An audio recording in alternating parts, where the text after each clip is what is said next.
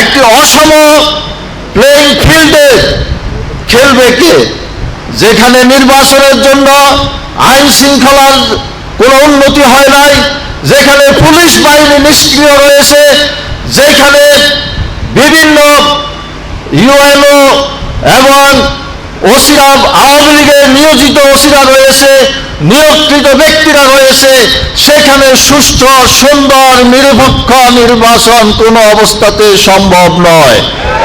বাংলাদেশ খেলাফত শ্রমিক মজলিস কর্তৃক আয়োজিত আজকের এই জাতীয় শ্রমিক কনভেনশনের মহতারাম সভাপতি, উপস্থিত প্রধান অতিথি, এদেশের তৌহিদি জনতা এবং মজলুম মানুষের কণ্ঠস্বর বাংলাদেশ খেলাফত মজলিসের মহতারাম আমির জননেতা শাইখুল হাদিস আল্লামা মামুনুল হক, উপস্থিত কেন্দ্রীয় নেতৃবৃন্দ, সাংবাদিক বন্ধুগণ এবং উপস্থিত বাংলাদেশ খেলাফত শ্রমিক মজলিসের বিভিন্ন দায়িত্বশীল ভাইয়েরা, আসলে গত 5 তারিখ জুলাই ঘোষণাপত্র প্রকাশ করা হয়েছে। সেই ঘোষণাপত্রে 1947কে উপেক্ষা করা হয়েছে। যদি 1947 না হতো তাহলে পূর্ব পাকিস্তান হতো না। 52 সালকে উপেক্ষা করা হয়েছে। যদি 52 সাল না হতো বাংলা ভাষা রাষ্ট্রীয় মর্যাদা পেত না। যদি 71 সালকে উপেক্ষা করা হয়েছে। যদি 1971 সাল না হতো তাহলে বাংলাদেশ স্বাধীন হতো না, স্বাধীন বাংলাদেশ আমরা পেতাম না।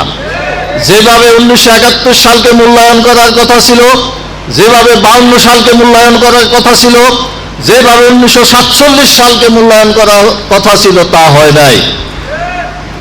সংগ্রামী বন্ধুগণ, 2009 সালে বাংলাদেশের নিরাপত্তা বাহিনীকে দুর্বল করার জন্য যেভাবে বিডিআর ফিলখানায় বিডিআর হত্যাকাণ্ড করা হয়েছিল সেটাকে উপেক্ষা করা হয়েছে। 2013 সালে ফ্যাসিস্ট স্বৈরাচার হাসিনার বিরুদ্ধে যে আন্দোলন হয়েছিল, শাপলা চত্বর আন্দোলন, শত শত তৌহিদি জনতা শহীদ হয়েছিল, সেটাকে উপেক্ষা করা হয়েছে। 2021 সালে কসাই মোদী বিরোধী আন্দোলনে যারা শহীদ হয়েছিল সেই আন্দোলনকে উপেক্ষা করা হয়েছে। 2024 সালের জুলাই আগস্টে যেখানে আলেম ওলামা মাদ্রাসার ছাত্র অংশগ্রহণ করেছিল, শাহাদাত বরণ করেছিল, তাদের রক্তের উপর দিয়ে এই সরকার ক্ষমতা এসেছে, তাদেরকে উপেক্ষা করা হয়েছে। আমরা এই ঘোষণাপত্রের নিন্দা জানাই। আমরা মনে করি এই ঘোষণাপত্র সংশোধন করা দরকার। আরেকটি কথা আমি বলতে চাই, জুলাই সনদ তৈরি হয়েছে। যদি এই জুলাই সনদকে আইনি কোনো রূপরেখা দেওয়া না হয়, বাস্তবায়নের ব্যবস্থা যদি করা না হয়, তাহলে এই জুলাই সনদের জন্য রাষ্ট্রের কোটি কোটি টাকা যেটা খরচ করা হয়েছে, অপচয়ের জবাব দিবে কে? এই সরকারকে অপচয়ের জবাব দিতে হবে।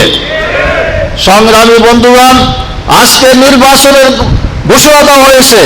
আমরা নির্বাচনের ঘোষণাতে আমরা স্বাগত জানাই, কিন্তু একটি অসম প্লেইং ফিল্ডে খেলবে কে?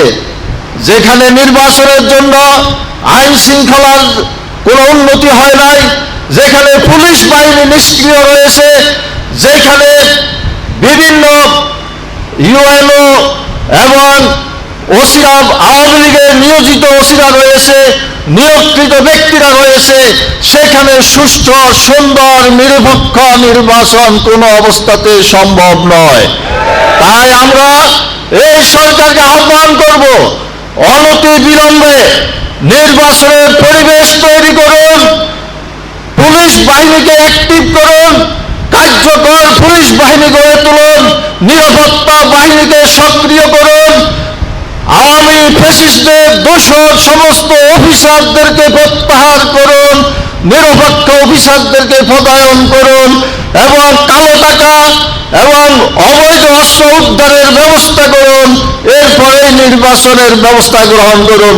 সবাইকে ধন্যবাদ।